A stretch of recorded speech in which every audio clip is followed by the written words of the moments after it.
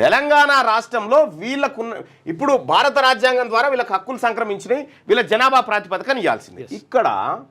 ఇక్కడ 21% ఉంది కదా, దీన్ని 42 ఎట్లా చేస్తారు? డబుల్ కావాలి. ఇప్పుడు ఎట్లా చేస్తారు? ఈ ఎడ్యుకేషన్ కమిషన్ రిపోర్ట్ అయినా, కులగణన అయినా, ఇంకోటైనా ఈ సుప్రీంకోర్టు కాడికి పోయి ఆగిపోతుంది.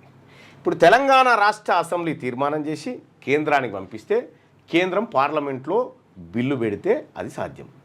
మేము చేయము, బీసీలు అంటేనే మాకు కుదరదు, మాకు పడదని బీజేపీ క్లియర్గా చెప్తుంది. కులగణనే ఒప్పుకుంటలేదు బీజేపీ, వాళ్ళే ఒప్పుకుంటలేరు, మేము చేయమని చెప్తా ఉన్నారు.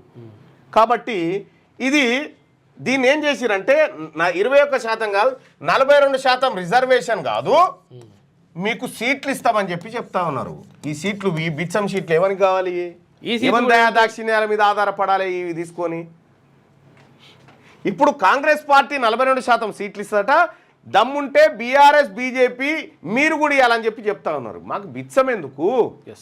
హక్కు బీసీలది హక్కు, ఈ హక్కును వదులుకోవడానికి మేము సిద్ధంగా లేము.